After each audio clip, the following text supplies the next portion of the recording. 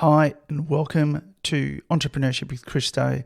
Today I have the privilege of interviewing Mr. Steve Dowling, founder and director of GrantHelper. So Steve established his grant assistance business only a few years ago and has enjoyed extraordinary success. I think the conversation is important within the context of entrepreneurship because accessing capital from various sources is obviously a key activity when you're starting up a business, and grants certainly in this country are a consideration. Not for everyone, of course, but certainly in some circumstances, grants are an important part of the portfolio of options for you. And certainly there are some great grant assistance businesses out there, and certainly my take on Steve Dowling is he's one of them.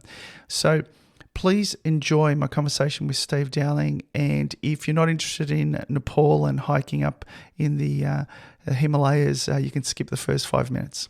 Enjoy my conversation with Steve Dowling from GrantHelper.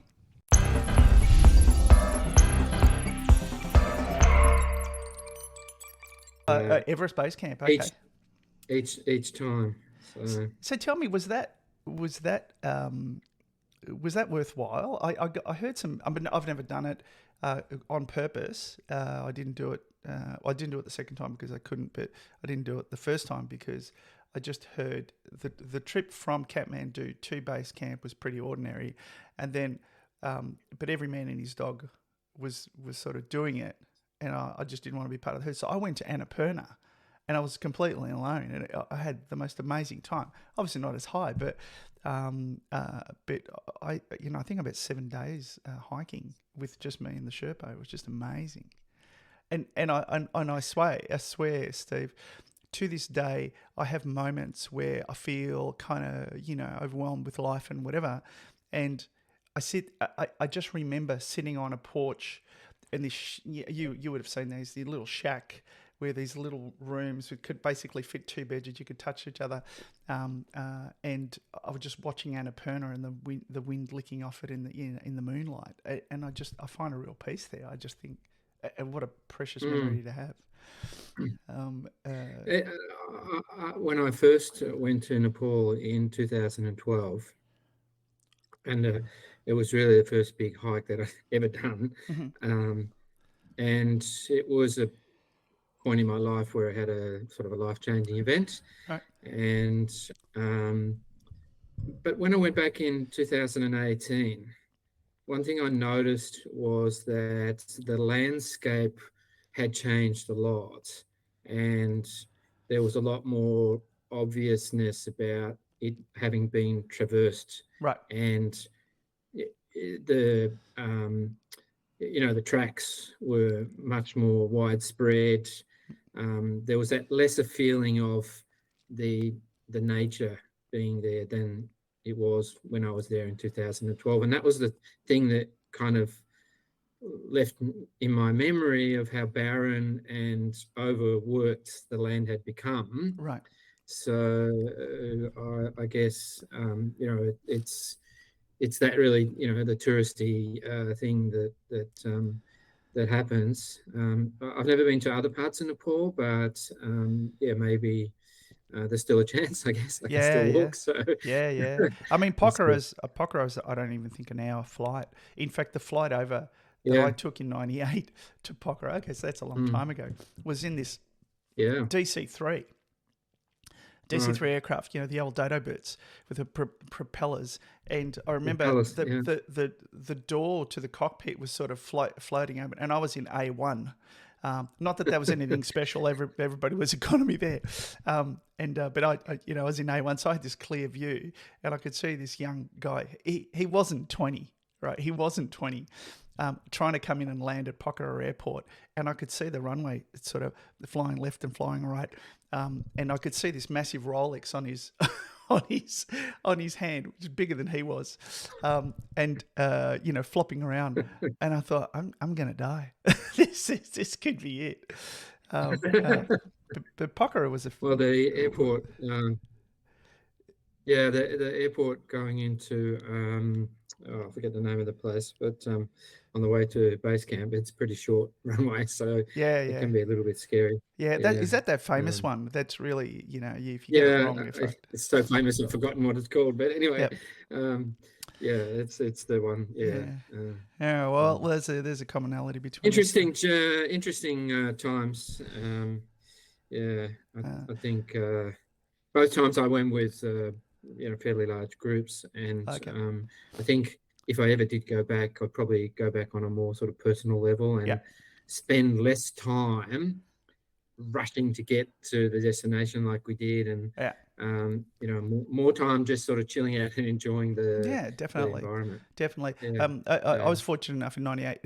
Kathmandu was, untouched. It was bicycles. It was clear skies. It was Oh, now it's bicycles and smog and lineups for oh, fuel. It's terrible. just terrible. That's another aspect of visiting Nepal a second time that was really noticeable.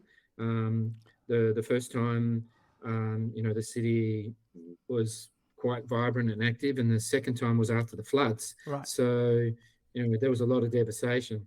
Um, the airport's called Lukla, by the way. Oh, right. What is it? Lukla. Yeah, Right. Lukla. Yeah, Okay. that's right. Yeah, Okay. Well, yeah. I think we've got into the good stuff. Would you like to just quickly introduce yourself to our swath of listeners, who Stephen Dowling is, and tell us a little bit about the work that you do in the grant writing space, and we'll take it from there. Yeah, okay. So, like Christo said, I'm Steve Dowling, and I operate a small business, a bit of a solopreneur, I guess, um, called GrantHelper. And I established GrantHelper in 2020 on the wave of COVID. Mm-hmm. Prior to that, I was I was doing consulting since 2013 when I left corporate life, and from then through to 20, I'd worked with other consultants, and then for 3 years on my own, doing export marketing, business development. But then when COVID came, those kind of gigs just sort of vaporized, Mm-hmm. and there'd been a sort of sidekick of grants along that period, and then I was faced with no income for a couple of months in that year, and having to make the decision about what do I do going forward.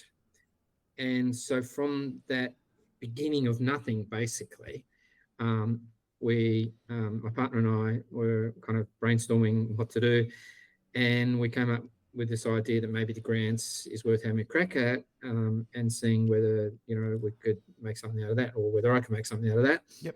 And we brainstormed a few names on the balcony with a bottle of red wine, and then I took off from there, basically. Right. And now, 4 years into the journey, and it's been a really interesting journey, and things are settled down, and it's going viably now. Great. That's right. So I guess was it a bit of a splutter start, where you were trying to work out what's going to work from getting the message out and hitting the right target audience? I was fortunate to have a really good copywriter that I connected with on LinkedIn, and one of the first things I wanted to do as part of this venture was to write an ebook, Mm-hmm. and use that as a lead magnet, but produce something that was better and more comprehensive, and like you do when you're trying to marry up against the competition. Yeah. And so, and he introduced me to a couple of guys who one was a designer, one was a developer, and they helped me do the website. And with those guys' help, they really helped me fine tune my focus to this kind of solo grants focus. Mm-hmm. Whereas before I was doing sort of different things, and my positioning was sort of like all over the place. And so we were able to really clarify the message around grants, and helping people win government grants became the slogan. It's slightly expanded now, but from that was the real driving force. So everything around the website, who we are, what we do, how we do it, became connected to that direction, and we developed some insights, which are kind of like small guides on various topics around grants. We created a bit of a directory, which is more for SEO purposes, but it's sort of blossomed off into something that's actually quite a valuable resource now, to the extent where there's almost 500 grants listed in there. Right. And we've got to a point, I've got to a point now where we are, I've got a VA working with me, coming up to 2 years with the VA, and that VA took over handling a lot of the marketing in terms of publishing posts. We've got the MailChimp set up. We send out a weekly blast, and we're doing a few other things around marketing and SEO. And right now we've got to a point where we're kind of taking that up another level, and going to be taking the kind of core service of end-to-end grants and unpacking it a little bit, and offering a service level that is something that people who don't want the whole service can access. So they just want to check their readiness, or say they're looking for a grant and they want to find a grant. We can also help them in that area. Or if they want to review, or if they just want to talk strategy about how to do something related to grants. So we'll be kind of offering that, plus some online courses and free webinar playbook series and an accelerator course. So all these things are kind of in play at the moment and will be in place by then. So then we take the whole kind of grant focus and turn it into a, for some people, a learning experience and a transformation experience that they can access information. So it becomes a resource, right, more than just a consulting service. Sure. So are you trying to grow the business in terms of getting more people hired or contracted to help you, or are you going to stay with the key man and just the solid?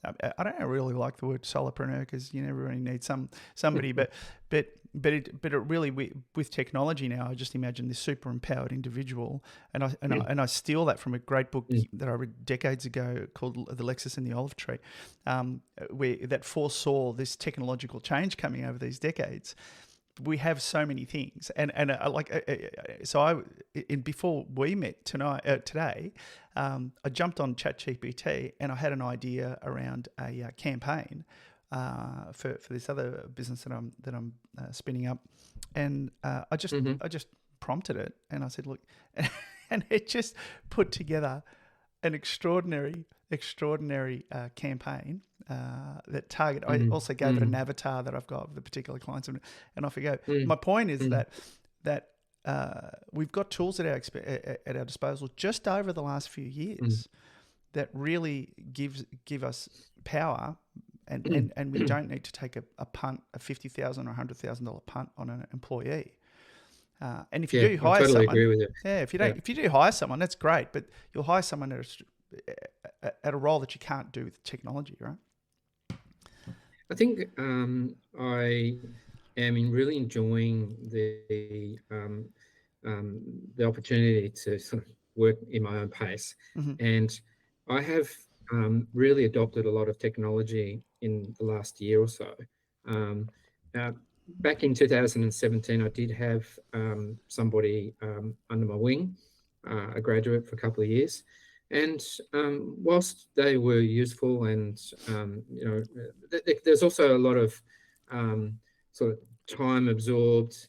I think one of the biggest problems is that as a grant consultant, grant writer, depending on the task at hand, there's a kind of certain way that you do it, and it's a very personal thing for clients. We get to know each other.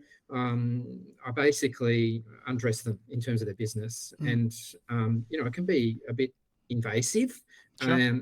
but it's necessary in order to get to the core of what makes the business tick. Yep. And some people, look, 99% of the people, they're very open and transparent, and you get the odd one that is a bit guarded, but that kind of experience of working with the clients that I've developed in these last 4 years is not something that's really easily transferable to another person who could offer the service at the same personalized level with the same kind of effort of thinking. Like I go home at night sometimes and think about the clients overnight, and wake up the next morning and I've got a solution for whatever problem it was that I was tackling. So for someone else to come into the business and work alongside me, it'd have to be some sort of delegated role that was supporting the endeavors that I was doing, and that might work. And over these few years, I've had people from Sidekicker help me to collate blogs, to do transcriptions, and so on. And then I stepped up to hire a VA, and then the VA took on some of those responsibilities, and now the VA's really got us switched on, and we're using technology to help us do certain things. And when you speak of ChatGPT, I've been closely monitoring what's going on there, reading a few articles over the last year and a half, and playing with it at a number of different levels across the business. And we've found that we can use that sort of technology to really help us become more efficient in areas like publishing information on grants. And we can feed it the guidelines or website pages now, and it can help us summarize those. And then, of course, the key is taking what it produces and then turning it into something slightly more personalized, or, checking that it's aligned properly. Chat is sort of, in my mind, only 80%, maybe less, the way there in terms of being able to really produce good quality material. It's been a big step up in the latest upgrade, but it's still, and it sort of goes off on its own little path, and you sort of got to say, hang on, stop, I don't want you to do that.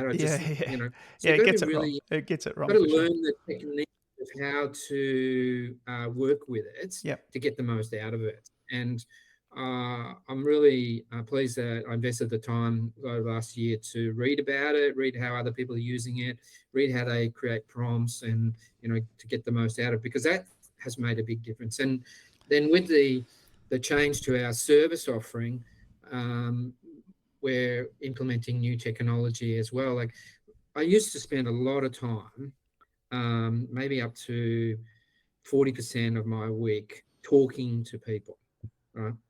And that's really just too much. So I made a rule to myself, sort of last year, some stage.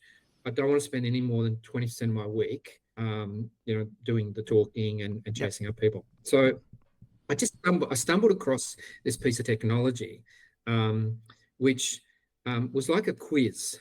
And at the time, it occurred to me, and I did that through going to someone else's website, and I went through the quiz process.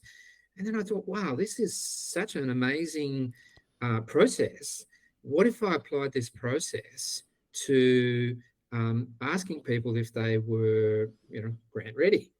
And so we started using that platform to provide people with a free service on check your grant readiness, and it's on the website there. You'll see on the front page, and then that led me to think, wow, what if we could use that same questioning platform to channel our leads from the website into that, and I could ask a whole bunch of questions and filter these leads, and then decide how these leads could be categorized. And some leads, obviously, they're a waste of time. They're not prepared. Others, they know exactly which grant they want to go for. They've got some preparation done already.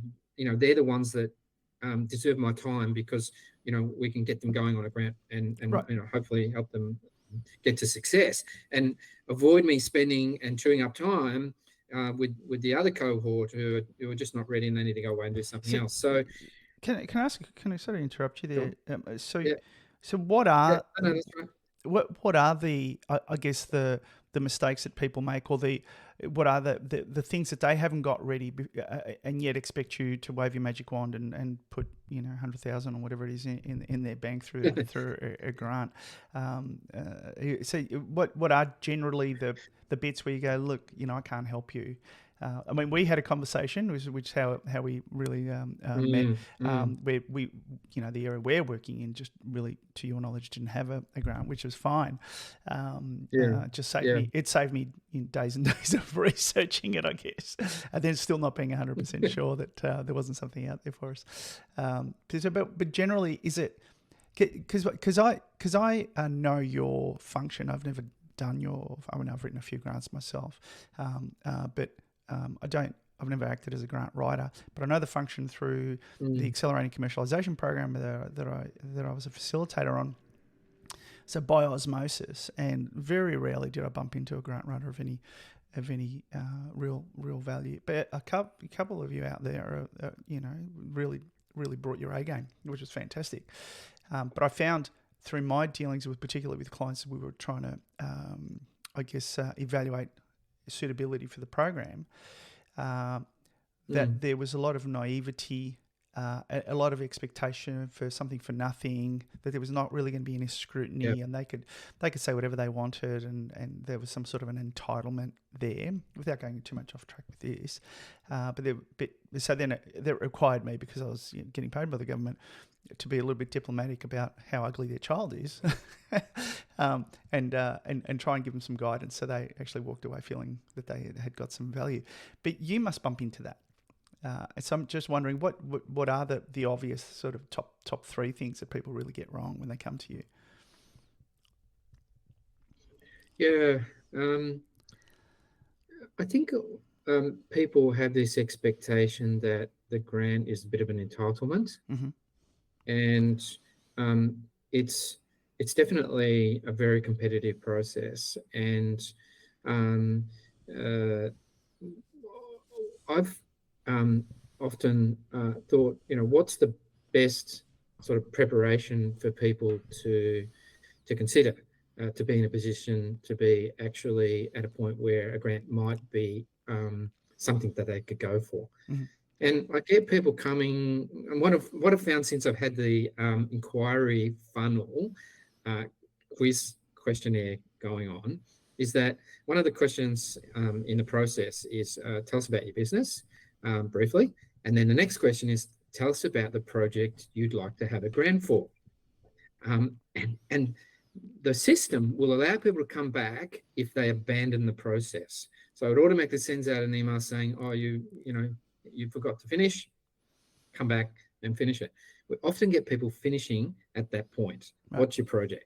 So they go through the first 7 questions, provide me with their company details, and they get to the project and bang, they don't know what they want. I've got no project. Yep. And so having this concept around what is a grant going to do for your business is the first step, right? And once you've got that, then looking at how much does it cost, and getting some quotes. And so many people come to me, and again, there's another question in the questionnaire. Have you got any costs? What's your cost of your projects? Often get various things there, and then when I talk to them, I say, well, so how'd you arrive at that cost? And it's my gut feeling or whatever. Okay. Again, it doesn't work like that. You've got to go away and do that. And then once you've got the concept of what you want to do, and you've got some costs, and that leads to a budget, and basically that becomes your roadmap. That's your project plan. And then you get to that point where you've got a project plan. People who come to me at that point are well equipped, and they're the ones you can sit down with, have a really good conversation, and say, with this kind of project, these costing levels and this kind of execution plan, you're lucky. This program here kind of aligns well with what you want to do. Right. And that alignment is really key, because it's often that people will come to me and they want to change their business to get a Oh, grant. okay. Yeah. Yeah. Right? To put the It's, cart it's the before the wrong horse. way to do it, right? Yeah. So often teaching people that, look, this is not the right. You really need to have a business strategy. Yep. And once you've got your business strategy, you've got an idea of what you want to do with the business, and then we find a grant to help you get where you want to go. Right. Not the other way around. Yep. So there's some fundamentals, and there's a whole bunch of other stuff, of course. But if you get through that part, and then you're very well prepared, and your mindset's in the right place. Yep. So you cover just Australian grants, federal and state, I presume, or do you look at international ones as well? I haven't looked at international to any degree. I've had a look at a couple, but yeah, it's something that maybe in the future, because there's still so much to do here locally, and despite that, the grants have kind of dried up at some of the state levels recently, particularly in Victoria, New South Wales, and South Australia. WA and Queensland is still active. Federally, it's been a bit dry for a while, and finally the Industry Growth Program opened up in December, and now the National Reconstruction Fund is available, and there's not a grant. It's a similar process, and I've got one client who I'm working with on that one. So there's still a lot of things going on here, and then as soon as a grant opens, like at the moment in Victoria, there's the Regional Tourism Infrastructure Fund. Now it's been open already for just on 4 weeks, and I've spoken to a number of prospects about this, and it never ceases to amaze me how long people wait until the last minute before they decide they want to go ahead with something. Right. So 4 weeks to go, and then suddenly I'm getting people contacting me and saying, "Oh, I want to go for this, grant, and I've got this particular project." And then it's like, well, there's not enough time. Yep. So that's why the government has allowed 8 weeks, because they know how much time is required. So that's the other worst thing that people can do when it comes to grants, is that just leave it to the last minute. And I often find that 1-2 weeks before the end of a deadline, I get people ringing about this, whatever grant it is. And inevitably I can't help them, because I'm already busy helping those that I'm already signed up weeks before, and they've done the right thing. And then, these people come along and expect that I'm just there at the drop of a hat, which it isn't the case. A grant writer needs time to produce quality outputs. Like everybody else, we need to get paid in a reasonable way, and to come to a grant writer a week before and then, expect magic. Well, that's it, and then, come on a Friday before the debt cutoff, and then you say, look, can you pay the deposit by Monday? And then, they say, oh yeah, and then of course I don't, and you end up wasting your time. So what's the business model? So how do you get paid? It's not success only, obviously. No.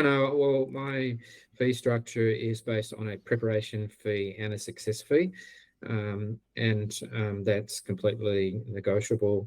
I have some approaches in terms of, the level of grant, and, what's the overall sort of fee I'm looking at. And then I'd split that up across those two. And then, in my case, I've developed a number of different options for people to be able to pay, because I found that not one option fits everyone, and so give them the choice of how they want to pay, and then that sort of like works a out weekly or monthly sort of, or weekly, I guess. Installment plan, or broken down over installments, in terms of success, especially because usually those payments are a lot higher than the preparation fee. So they can, if they're not managed properly. And I always try to make people aware. Look, if you were successful, then you just want to make it clear that this is what you're up for, and we don't want to get to that side and then suddenly like, oh, I wasn't clear on that. Well, sign here. Sorry, it's written in the proposal.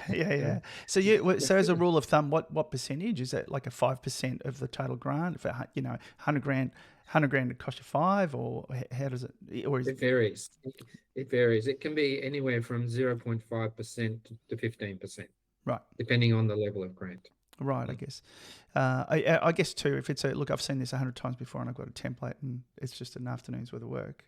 versus it's a meaty. I guess that doesn't happen very often, or I guess a really meaty grant. And so my understanding, just going back to the industry growth program. So they've opened the doors now, and I believe the queue is quite long now, because there was a delay in that second stage where they actually get the grant, they get the advice, so everybody's jumping in for the advice. Is that have the committee started meeting? No, the committee hasn't had a meeting yet, as far as I'm aware. And I believe that they're now like somewhere in the 2,000 to 2,500. The last time I did one a few weeks ago was 2030 or something. So, but I suspect that a lot of those are not ready to go for a grant yet. I've done a handful at this stage, and of that, half of them are only contemplating going for a grant, because there's a little bit of a hurdle to go through to get to that point. And that is the evaluation process that they have, called the advisory services. And it's been cleverly set up so that the expression of interest is quite, from my perspective, it's very straightforward, and it just gets to the point. Have you got an innovation? What does it tell us what it is? And how does it align with the National Reconstruction Fund priorities? Right. And by the way, what do you want help from us for? Very, very straightforward. 3 really key questions. They don't muck around. They don't ask for a whole lot of stuff that's irrelevant, and you just got to answer those questions. So I've had one client come back. They said, it's not innovative enough, we're not interested. I had another one come back. It doesn't align with the National Reconstruction Funds. Sorry, you're not going to. It's primarily manufacturing, creating capability around manufacturing. It's all manufacturing oriented. And the other key factor is the innovation focus. And then you've got to be really clear what sort of help you want from them, right? And, there's very specific guidelines, as you would know from the Accelerating Commercialisation Program, around the activities that are supported or not. They're very similar. So they're filtering out a lot of people. So my guess is that even though we're up to like 2,500, that maybe only half of them are kind of going to that next stage. And then even a smaller percentage would get to the committee. Well, I've already had, I'm down to 2.5 or 3. Of that, one of them has said, we don't want to go through the evaluation because we don't want to waste that, or we don't want to spend the time with that. And there's an opportunity cost there, right? It's an opportunity cost there. Well, that's right. Because there's a gamble whether you get it or not. Well, that evaluation is just simply like a business review, right? And then you get the ticket to go and apply for the grant. And so my guess is that they haven't got enough candidates up to that point where they've been through the evaluation and they're ready to apply for the grant, and that's why they haven't opened the grants yet. Yeah, but the problem with that is that TikTok, right? So if I've come to you and I've got something quality, we get through the first stage, we get through the second stage, and now say I'm manna from heaven, right? It's an A+ application, but they need 20 to go to the committee to make it worthwhile for the committee to come together. Well, I'm gonna die on the vine. I'm gonna go, okay, well, I'll either find my money somewhere else, and I don't know what the need for funding piece is. I'll either find my money from somewhere else, or it's over. This project's over. We're going to have to allocate our resources to keep the businesses and the lights on, or we close. And I saw that happen too. Yeah, definitely.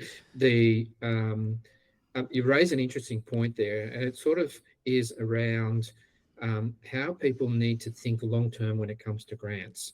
I do get a lot of inquiries where people want to turn things around in 4 weeks. And then when I say to them, look, if you want to go for this grant, it's going to be a 3 to 6 month process. If you have a self-managed superannuation fund or business and are considering including Bitcoin on your portfolio or balance sheet and want to do it safely and cost-effectively, contact Digital Asset Custody Solutions today. Digital Asset Custody Solutions taps into over 10 years of experience in digital assets, including Bitcoin and stablecoins. They are also the only provider of digital asset attestations to help you when it comes time to submit your returns. Visit www.dacs.io or call 1300 346 495 for more information today. Get off zero Bitcoin today with digital asset custody solutions.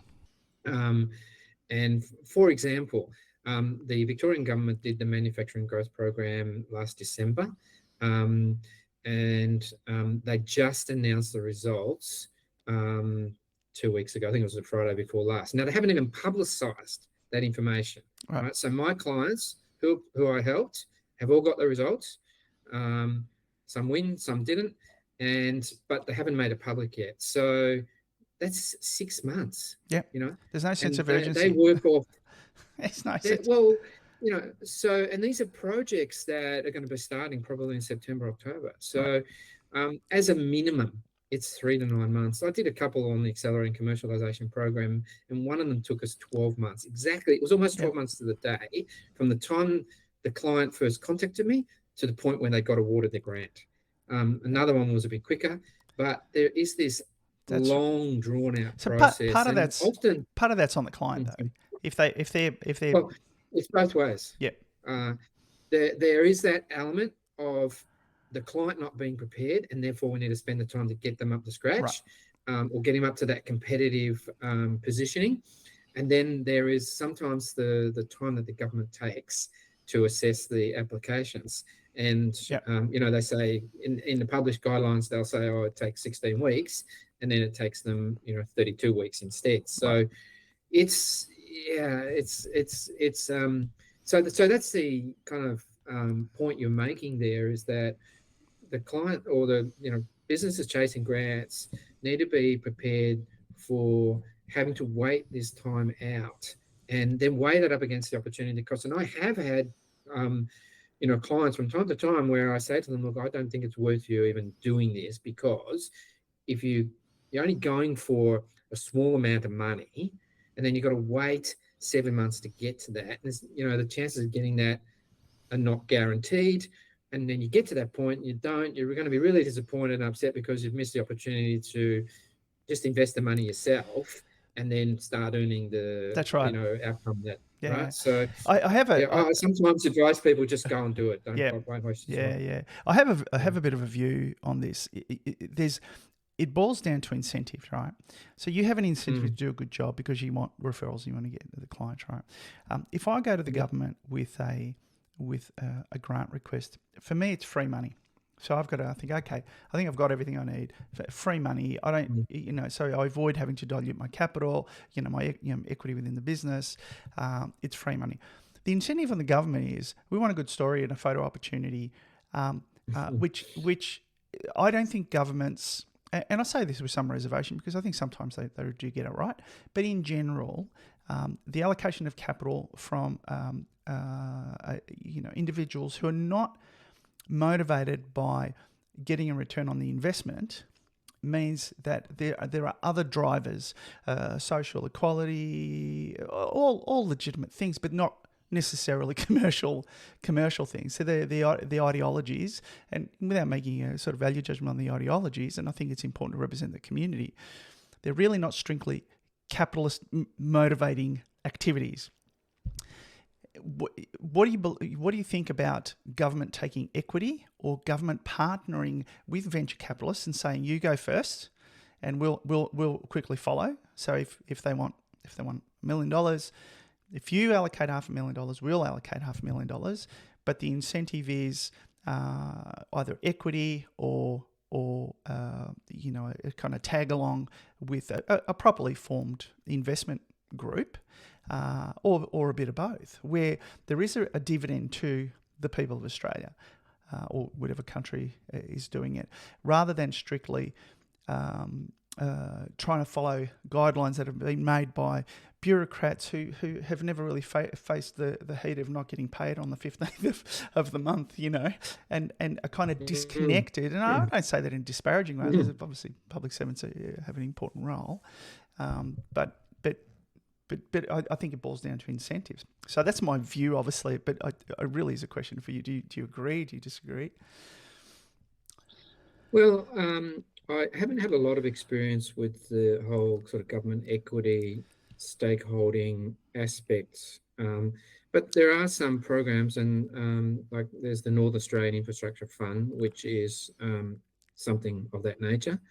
And I've had a few, less than a handful of clients interested, and they've had projects in that area of Northern Australia, and we've reached out to them, and I've established a contact with the program, and they have this minimum sort of threshold that if your project isn't $15 million at least, then we're not interested, right?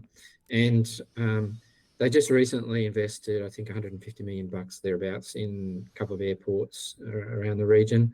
And there was another client I had who had a 20-something million dollar project, and they sort of went cold on us. There's the National Reconstruction Fund is an equity sort of. They have one stream, which is equity, another one, which is debt.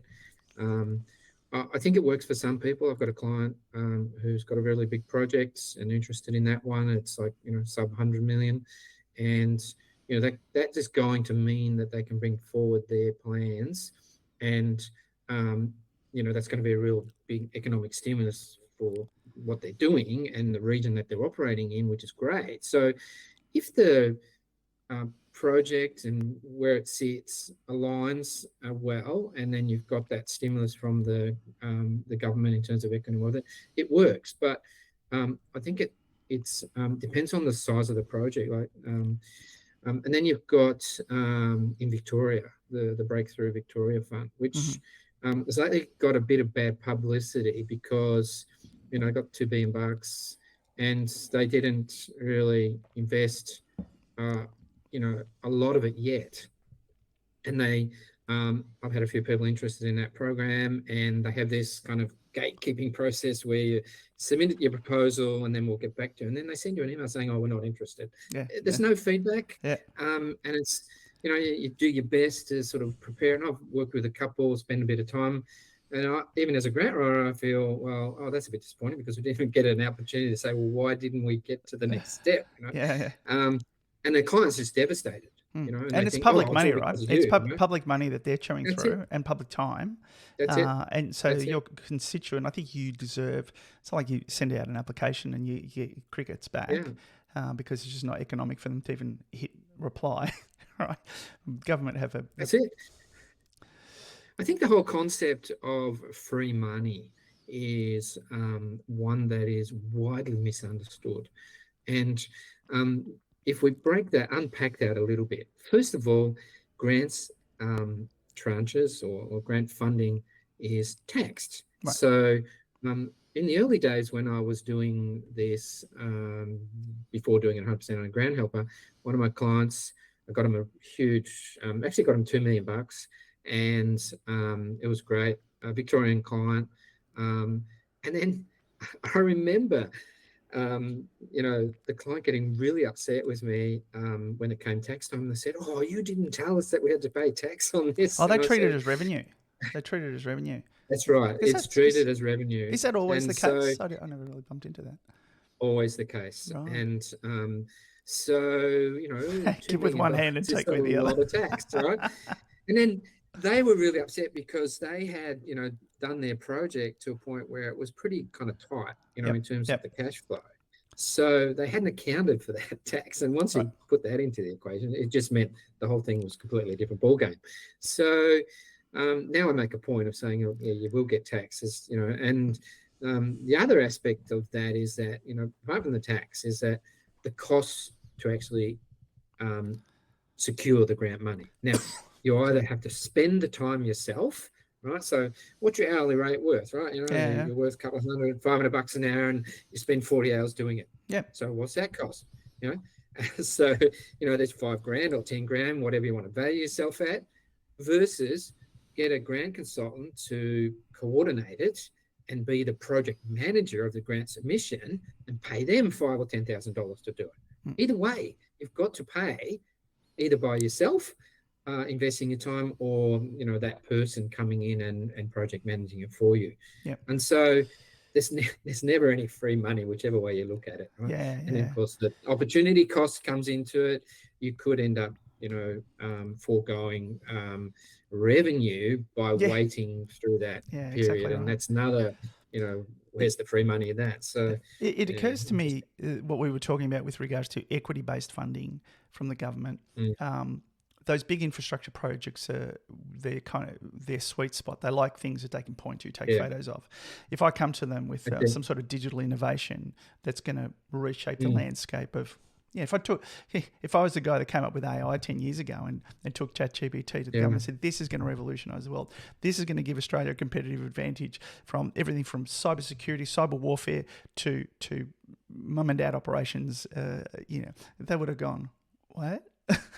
You're crazy. So you're crazy. We're not taking equity in that. But really, I probably would have only needed about $500,000 or something at the time, or $1 million. And for them, it's a rounding error. Yeah. It's a 0.000111. This is where the right. point I think the governments are very risk adverse, and there's a lot of maybe some errors that have been made in the past when it comes to grants, and I feel really a bit sorry for some small businesses who haven't got the trading history sometimes that's required to get a grant, or they don't have any co-contribution that they can put towards it. And they have a great project, but they're just not ticking the boxes in those places. And sometimes I have to tell them, look, your chances of getting this are diminished because of these factors. Yeah, and they'll weight them. Yeah, that's it. So it can be a great thing, and I think there's very much what appears to be a sort of like a show and tell thing going on at the moment. And tourism is another area where there's been a bit of investment by some of the governments. You can see the outcomes of all kind of really, related to some of the iconic places. Like, to use an example, without demeaning it, the Phillip Island Penguin Parade area gets a lot of focus, right? And they've had a lot of investment over the years. And yet there are some splendid concepts and ideas going on in other areas that are only asking for a small amount of money. They're not asking for tens of millions of dollars, and the government is not interested to. Nobody got sacked for hiring IBM, right? Just go with the name. So it is a case often that they're looking for this kudos that's associated with the recipient. And we often see the press releases and then the occasional news broadcast about how they supported so-and-so from a foreign country to set up office in the city, and they're going to employ XYZ numbers. But there are lots of other ventures going on that, whilst they don't have the name behind them, the intent and the ability for them to contribute, is significant, but they don't get up because they haven't got the showcasing ability that the government's sometimes looking for. Well, plus also, Steve, there is a bit of a disconnect with reason here. So technology, we talked about technology at the beginning of the conversation, is a deflationary factor. So I didn't have to hire someone for $50,000 or $100,000. I didn't have to hire 5 people to do what I'm just doing now with a virtual assistant and ChatGPT. And so my innovation, as a consequence, and my marginal cost for bringing on a new client is tiny now versus before I had to hire. So if I've got just one more client, I've got to hire Fred Schnerdbergler or whoever, and there's a chasm there, right? Where I go, okay, now I'm burning through money because I've got too many clients. I'm actually burning through money. Whereas the marginal cost for ChatGPT or Gmail or whatever to put on a new client is nothing. It's virtually zero. Whereas the traditional businesses, but the grants, particularly government grants, are looking for employment. So you've come to them. So you're looking for employment, but no, I'm actually going to destroy jobs. I'm going to destroy jobs, but I'm going to create tax revenue. I'm going to create. It's an interesting dilemma, and I feel that there's a slight change going on in terms of the focus on jobs now, because the technology is being recognised in some of the grant programs. In Queensland, for example, they have had a program or 2 programs recently in the last 6 months that have been very much focused on the technology adoption, Yep. and not heavily weighted towards jobs. Obviously, jobs gets the Guernsey, but it's not like in the old days where in Victoria, for example, it used to be jobs first. Yep. How many jobs are going to create? Yep. And then it'd be a very clear ratio about, okay, you're going to create 10 jobs and you want $100,000.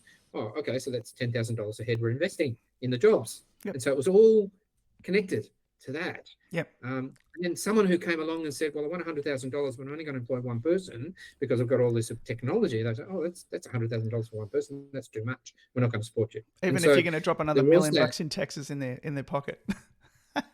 Exactly. And there was that bias that existed for many years, sort of in the early days of grants.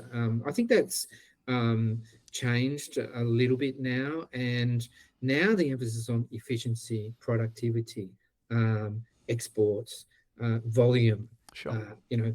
Increasing turnover, get that 25% increase for 5 years or whatever it is. Yeah. And if you can't demonstrate that, then you're not in the right set. So the jobs have sort of taken a slightly backseat priority to these other things, which is great because it means that some of these other projects that are not geared towards jobs, and so they've got a chance of getting up now. But the technology certainly makes a big difference to any business, and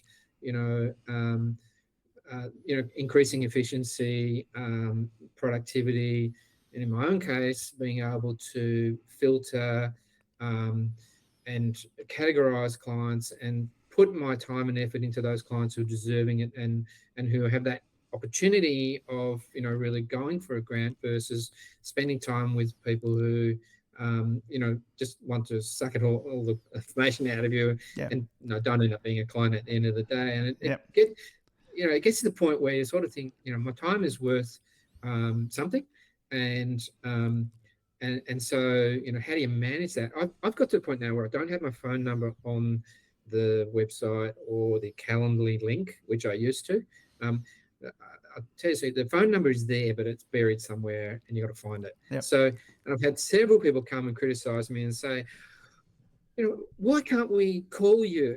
And, why can't I email you? And it's because inevitably you end up investing time, and they think it's, you're just sitting there waiting. It's like customer service, Yep. And, but, it's flat out like you work at home every night, get up in the morning at 4 o'clock sometimes, or, even work on the weekends, or go for days without having a break, and people think you're just sort of sitting there, I don't know, whatever they think. But the technology allows you to mean that you can filter all of the inquiries in a way that's going to hone in to the real prospects that matter and enable me to, and that means then that I can actually work with more clients. Yep. So I can help more clients that are deserving and that have the basics in place that we talked about before around the concepts, around the financial planning and the sort of execution planning.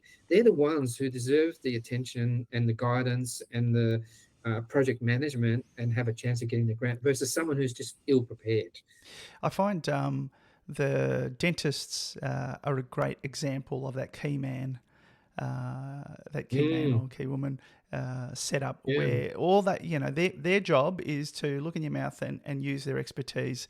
But, the tools are handed to them, the administration's done for them, the setting, the collection of the money. They do none of that. All they do is they walk in geared up to do the job, and then on to the next one. And it's a one-way conversation too with dentistry. Really good example. Yeah. So that key man approach I see as this new world that you can have people. I think so. People like yourself. I agree. And I think my business is going that way, so that, it's just then giving all the energy to those clients who, are ready and prepared and deserve the attention to get the project, to a point where it gets supported. And setting up things like the technology is one thing. You've got to have a little bit of time available to do that, and it can be time consuming. And so we go through sort of bursts. When I say we, my VA, Yep. and the experience of getting a VA was one which was, if I can just digress for a sec, was Yeah. because during COVID, the Melbourne Council or Chamber of Commerce, whatever it was, they offered this kind of free 4 workshop program with with an experienced management consultant. And because I was sort of like down at the bottom of my journey, then I signed up for that, and it was 4 free sessions. We did like 4 2-hour sessions over a period of a few months, and that was really, really helpful to kind of like clarify a few things. And one of the things we did was he made me go away and think about the process that I want to put into place. And so there was some, 4 or 5 key steps to the process of how I onboard a client, what I do with them. Right. And he said, okay, now which parts are the ones that you really want to do that you add value to? Because at that time I was trying to do the whole lot. Right. And then it made me realize that if I can outsource this part or that part or automate this part and that part, then I can have more time to do this part where I can add value to clients and I can extract more value for myself. And so that was the beginning of understanding how to set up a process. It seems really kind of a long time ago now, but it was only just 3 or 4 years ago that, everything was manual. And now the systems that we've got set up, we get inquiries on a daily basis, a handful to 10 inquiries a day. It's great. And out of those, there's 1 or 2 that get to see me, right?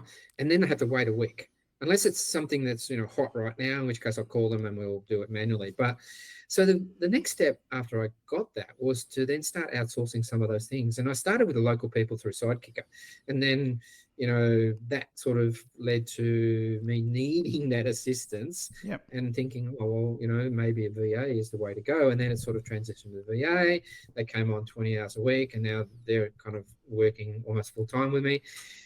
And so, they carry that. And so if I was to sort of undo all of that, I would only probably be able to achieve 1/10 of what I can achieve now without that support system of the VA and without the technology that and the systems that we've created around the technology. We use a CRM system. We use an electronic direct email system. We do broadcasts. We do quite a few things out there that, we don't charge for, and it's like disseminating information. It's all part of the marketing lead generation, of course, right? But we do it to quite a significant degree compared to, and I'm trying to blow my own trumpet, but compared to other competitors in this space, we're doing that to a high degree. So, as a what did you call it? A key man, key man operation. Key man operation. I like that. As a key man operation, fundamental to success is finding 1 or 2 key people who can support you in a very cost-efficient way. And by outsourcing it, in my case, it means I don't have to go through all the administration. I just get an invoice once a month from the company that the hiring company. And then we've gone through, analyzed technology, and we've implemented the technology, and we're now using that technology to go forward. And we've spent quite a bit of time over the last few months analysing how other businesses are using this technology to leverage their knowledge base and share that information in a way that actually extracts value instead of just giving it away for free. I think that's a great comment to wind it up. That was fantastic. I think that anybody who listens to that is really going to get some deep insights. You've prompted some thinking on my consulting side of my business. Right. So maybe I should get an invoice from you. But no, look, I really do appreciate your time. Would you like to let listeners know how they can reach out and how they would where they need to go to contact you and see if you can help them with their grants? Yeah, sure. Thanks very much, Christo. I really enjoyed the conversation and the opportunity to talk about GrantHelper. And the best place to connect with me is at granthelper.com.au, and click on the contact page and lodge an inquiry through there. And then depending on where you're at, you'll get an opportunity to talk to me directly. Fantastic. All right. All the best. And well, I think we'd like to Thank you very much. have you on again. Okay, that was my conversation with Steve Dowling from GrantHelper. I hope you really enjoyed that. I certainly did. I got some great insights and ideas in some of the stuff that I do, and even for some of the people that I help. Until next time, this is Entrepreneurship with Christo.